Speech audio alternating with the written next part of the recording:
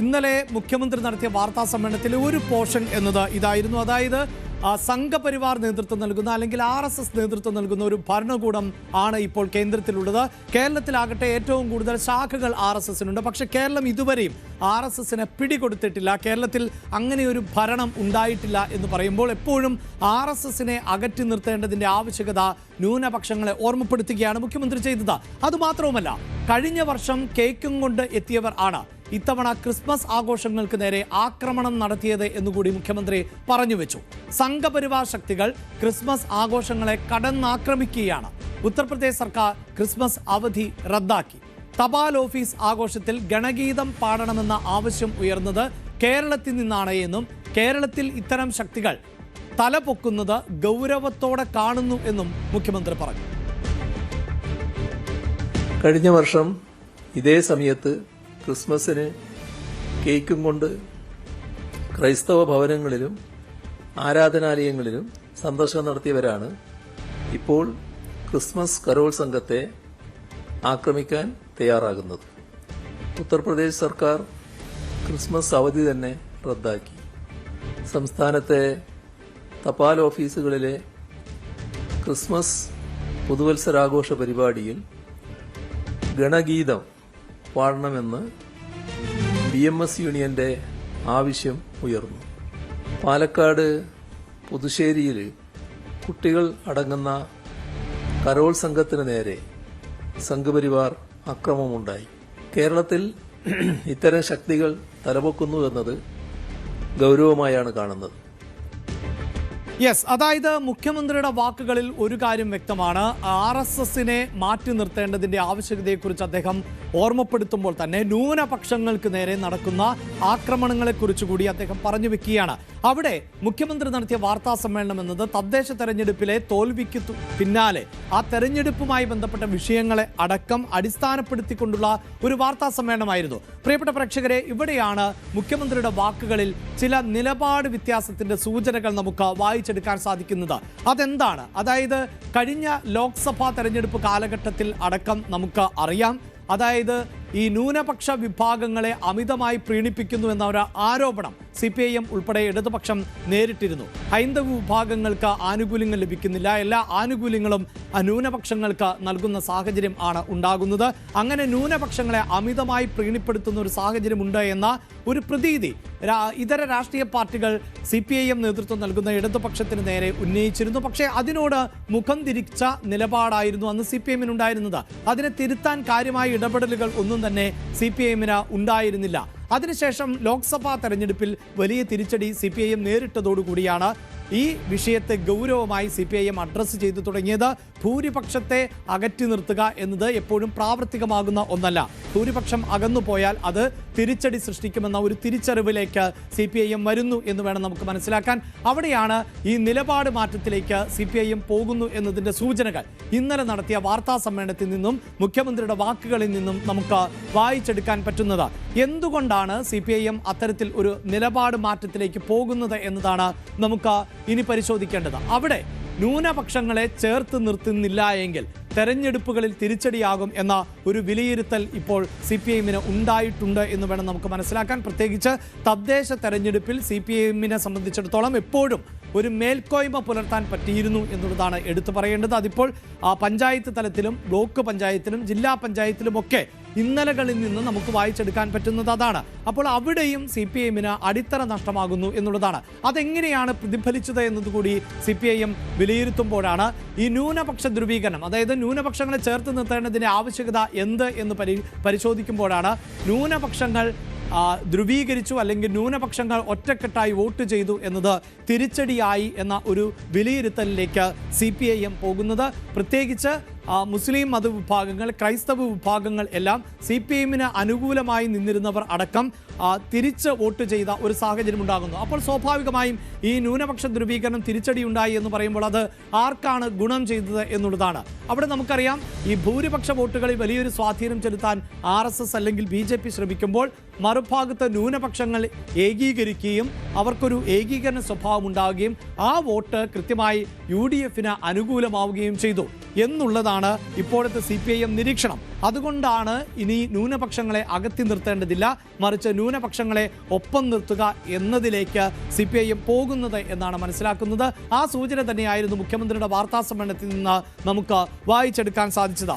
ഇന്നലെ VV അരുൺ, ഞങ്ങളുടെ പ്രതിനിധി VV അരുൺ ആണ് ആ വാർത്താ സമ്മേളനം അറ്റൻഡ് ചെയ്തത്. അതുകൊണ്ട് തന്നെ എന്തായിരുന്നു മുഖ്യമന്ത്രിയുടെ ശരീരഭാഷ, എന്താണ് യഥാർത്ഥത്തിൽ CPIMന്റെ നിലപാട് മാറ്റം, മുഖ്യമന്ത്രി പറഞ്ഞതിൽ നിന്ന് എന്താണ് വായിച്ചെടുക്കാൻ പറ്റുന്നത് എന്നതിലേക്ക് പോകുമ്പോൾ, അരുൺ, തെരഞ്ഞെടുപ്പുകൾ താരതമ്യം ചെയ്യുമ്പോൾ ഇടയ്ക്ക് ന്യൂനപക്ഷങ്ങളെ പ്രീണിപ്പിച്ചിരുന്നു എന്ന പ്രതീതി സൃഷ്ടിക്കുന്നു, ഇടയ്ക്ക് ന്യൂനപക്ഷങ്ങളോട് അകലുന്നു എന്ന പ്രതീതി സൃഷ്ടിക്കുന്നു. ഇതെല്ലാം തന്നെ രാഷ്ട്രീയത്തിൽ പ്രധാനപ്പെട്ടതാണ്. രാഷ്ട്രീയ എതിരാളികൾ അത്തരം പ്രതീതികൾ ഓരോ രാഷ്ട്രീയ പാർട്ടികൾക്ക് നേരെയും ചുമത്തിക്കൊണ്ടേയിരിക്കും. എന്തായാലും CPIM അത് തിരിച്ചറിയുകയാണോ? നിയമസഭാ തെരഞ്ഞെടുപ്പിൽ ഈ ജാതി സമവാക്യങ്ങളെ ഏത് തരത്തിൽ പ്രയോജനപ്പെടുത്തേണ്ടതായി വരും എന്നാണ് CPIM കണക്കാക്കുന്നത്?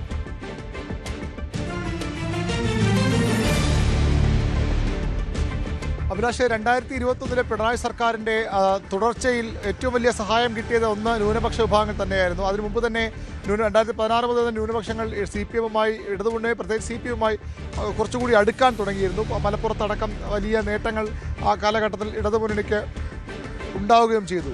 21-ലും അതുതന്നെയാണ് സംഭവിച്ചത്. പക്ഷേ അതിനുശേഷം ലോക്സഭാ തെരഞ്ഞെടുപ്പായതോടുകൂടി 2024 ലോക്സഭാ തെരഞ്ഞെടുപ്പായതോടുകൂടി ന്യൂനപക്ഷങ്ങൾ ഇടതുമുന്നണിയിൽ നിന്ന് അകലാൻ തുടങ്ങിയെന്ന് CPIM മനസ്സിലാക്കുന്നു. വലിയ ന്യൂനപക്ഷ പ്രീണനമെന്ന് ആരോപിക്കപ്പെടുന്ന തരത്തിലുള്ള ഇടപെടലുകൾ CPIM നടത്തിയിരുന്നു. കോൺഗ്രസൊക്കെ രൂക്ഷമായ വിമർശനം ഉന്നയിച്ചിരുന്നു.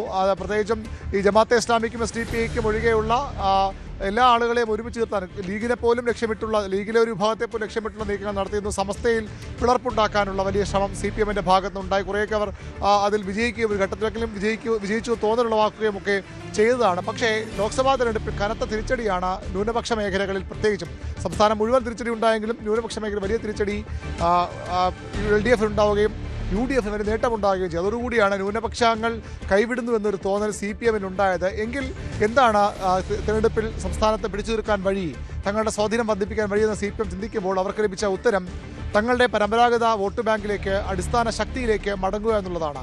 എക്കാലവും അടിസ്ഥാന ജനവിഭാഗങ്ങൾ, അത് പ്രത്യേകിച്ചും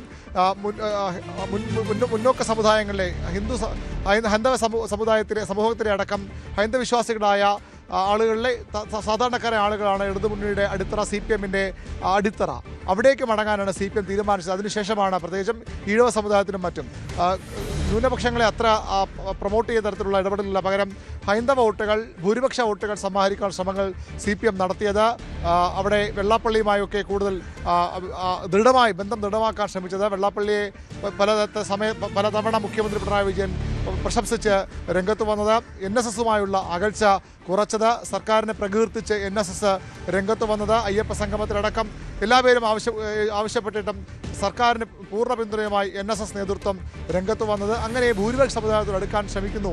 അതൊരു പരിധിവരെ വിജയിച്ചു എന്ന തോന്നൽ CPIMന് ഉണ്ടാക്കി. ന്യൂനപക്ഷ വോട്ടുകൾ ഏതായാലും കോൺഗ്രസിലേക്ക് പോവുകയാണ്. അങ്ങനെ വരുമ്പോൾ ഭൂരിപക്ഷ വോട്ടുകൾ കൊണ്ട് തന്നെ പിടിച്ചു തീർക്കാമെന്ന പ്രതീക്ഷയായിരുന്നു CPIMനുണ്ടായത്. പക്ഷേ ഈ തദ്ദേശ തെരഞ്ഞെടുപ്പ് ഫലം വരുമ്പോൾ ഹൈന്ദവ സമൂഹം പൂർണ്ണമായും ഒപ്പം വന്നില്ല എന്ന് മാത്രമല്ല, ആ വോട്ടുകൾ BJPയിലേക്കും കോൺഗ്രസിലേക്കും ഒക്കെ ചിതറിപ്പോയി. CPIMന് കിട്ടേണ്ടിയിരുന്ന വോട്ടുകൾ കൂടി മാറിപ്പോയി. ന്യൂനപക്ഷങ്ങളാകട്ടെ ഏതാണ്ട് പൂർണ്ണമായും അടിയുറച്ച ഇടതുബോധ്യമുള്ള CPIM അനുഭാവികളായ അല്ലെങ്കിൽ ഇടതുപക്ഷ പ്രസ്ഥാനങ്ങൾ ചേർന്ന് നിൽക്കുന്ന വോട്ടുകൾക്കപ്പുറത്തേക്കുള്ള ഒരു ഫ്ലോട്ടിംഗ് വോട്ടുകളും അതുപോലെ തന്നെ ഈ രാഷ്ട്രീയത്തിനപ്പുറത്തേക്ക് കാര്യങ്ങൾ കാണുന്ന ആളുകളുമൊക്കെ പൂർണ്ണമായും ഇടതിൽ നിന്ന് അകലുന്നു എന്നൊരു തോന്നലാണ് ഇപ്പോൾ ഉള്ളത്. അത് ഇനിയും ആ രീതിയിൽ തന്നെ തുടരുമെന്ന് CPIM ഇടതുമുന്നണിയും ആശങ്കയോടുകൂടി കാണുകയുമാണ്. പ്രത്യേകിച്ചും കോൺഗ്രസിൻ്റെ ഒരു സാമുദായിക സോഷ്യൽ എഞ്ചിനീയറിംഗ് ആ തരത്തിലാണ്. SDPയും ജമാഅത്തെ ഇസ്ലാമിയും ഒക്കെ വർഗീയ ശക്തികളാണെന്ന് പറഞ്ഞ് കടന്നാക്രമിക്കുമ്പോഴും അവരെ തുറന്നെതിർക്കാൻ കോൺഗ്രസ് നേതൃത്വം തയ്യാറാകുന്നതിന് പകരം അവരുമായി ചേർന്ന് തന്നെ പോകാനാണ് അവർ കോൺഗ്രസ് തയ്യാറെടുക്കുന്നത്. അവിടെയാണ് വീണ്ടും അപകടം തിരിച്ചറിയുന്നത്. പലസ്തീൻ ഐക്യദാർഢ്യം അടക്കം മുസ്ലിങ്ങളുടെ ലോകത്തെ എങ്ങുമുള്ള മുസ്ലിങ്ങളുടെ പ്രശ്നങ്ങളിൽ ആദ്യം ഇടപെടുന്നത് അത് ഈ ഹൈന്ദവ ഭൂരിപക്ഷ സമുദായത്തെ ഒപ്പം നിർത്താൻ ശ്രമിക്കുമ്പോഴും CPIM വളരെ കൃത്യമായ അത്തരം കാര്യങ്ങളിലൊക്കെ ആദ്യം തന്നെ രംഗത്തിറങ്ങുന്നു. ഈ ക്രൈസ്തവ മുസ്ലിം സമുദായത്തിന് എന്തെങ്കിലും പ്രശ്നങ്ങൾ വരുമ്പോൾ അവിടെ വളരെ ശക്തമായി തന്നെ ഇടപെടുന്നു. എന്നിട്ട് പോലും ഈ ഭൂരിപക്ഷ സമുദായം അകന്നു പോകുന്നു എന്ന തോന്നലാണ് CPIMനുള്ളത്. അതുകൊണ്ടാണ് അവരുടെ പിന്തുണ കൂടി ഇല്ലാതെ സ്വാഭാവികമായും ഭൂരിപക്ഷ വോട്ടുകൾ, അടിസ്ഥാന വോട്ടുകൾ നിലനിർത്തുന്നതിനൊപ്പം തന്നെ ഈ നഷ്ടപ്പെട്ട അവരുടെ ന്യൂനപക്ഷ വിഭാഗങ്ങളിലുള്ള പിന്തുണ കൂടി ഉറപ്പാക്കാൻ ശ്രമങ്ങൾ CPM ആരംഭിച്ചിട്ടുണ്ട്. നമുക്കറിയാം, സമസ്തയുടെ വലിയൊരു സമ്മേളനം തിരുവനന്തപുരത്ത് നടന്നപ്പോൾ മുഖ്യമന്ത്രിയാണ് ഉദ്ഘാടനം ചെയ്തത്. അവിടെ തന്നെ എന്താണ് CPMന്റെ ഇടതുപക്ഷത്തിന്റെ ന്യൂനപക്ഷങ്ങളോടുള്ള മുസ്ലിം സമുദായത്തോടുള്ള നിലപാട് എന്ന് മുഖ്യമന്ത്രി ആവർത്തിച്ച് പറഞ്ഞു. എക്കാലവും നിങ്ങൾക്കൊപ്പം ഞങ്ങൾ ഉണ്ടാകുമെന്ന ഉറപ്പ് മുഖ്യമന്ത്രി ആ വേദിയിൽ നൽകി. അതിനുശേഷം ഇന്നത്തെ വാർത്താ സമ്മേളനത്തിൽ അത്തരമൊരു ശ്രമമാണ് മുഖ്യമന്ത്രി നടത്തുന്നത്. കടന്നാക്രമിക്കുകയായിരുന്നു അക്ഷരാർത്ഥത്തിൽ കേന്ദ്ര സർക്കാരിനെയും അതുപോലെ തന്നെ BJPയെയും സംഘപരിവാർ ശക്തികളെയും ഒക്കെ മുഖ്യമന്ത്രി. അത് പല കാര്യങ്ങൾ ക്രിസ്മസ്, അത് മുസ്ലിം സമുദായത്തെ മാത്രമല്ല, ക്രിസ്മസ് കാരകളുമായി ബന്ധപ്പെട്ട വലിയ ആശങ്കകളുണ്ട്. ക്രിസ്മസ് ആഘോഷങ്ങൾ തടസ്സപ്പെടുത്തുന്നുണ്ട്. മറ്റ് സംസ്ഥാനങ്ങളിലെ കാണുന്നത് പോലെ കേരളത്തിലും അത്തരം ആഘോഷങ്ങൾ തടസ്സപ്പെടുത്തുന്നു.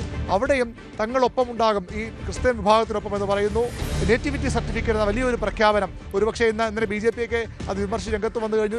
രാജ്യത്തിൻ്റെ അഖണ്ഡതയ്ക്ക് വെല്ലുവിളിയാണ് സർക്കാരിൻ്റെ പ്രഖ്യാപനം എന്ന് പറഞ്ഞുകൊണ്ട്. അതായത് സാധാരണഗതിയിൽ പൗരന്മാരെ തിരിച്ചറിയാനുള്ള രേഖകൾ നൽകുന്ന കേന്ദ്ര സർക്കാരും തെരഞ്ഞെടുപ്പ് കമ്മീഷനും ഒക്കെയാണ്. പക്ഷേ ഇവിടെ അത് നിലനിൽക്കുമ്പോൾ പോലും ജനങ്ങൾക്ക് തങ്ങൾ ഈ നാട്ടിലെ പൗരന്മാരാണെന്ന് ബോധ്യപ്പെടുത്തേണ്ട അവസരം ഉണ്ടാകുന്നു, ആ ഭീഷണി ഉണ്ടാകുന്നു. അത് മറികടക്കാൻ നേറ്റിവിറ്റി സർട്ടിഫിക്കറ്റ് കൊണ്ടുവരുന്നു. അതും ഈ ന്യൂനപക്ഷ സമുദായങ്ങളെ കൂടി അവരുടെ പിന്തുണ കൂടി ലക്ഷ്യമിട്ട് തന്നെയാണ് CPM ആ രീതിയിൽ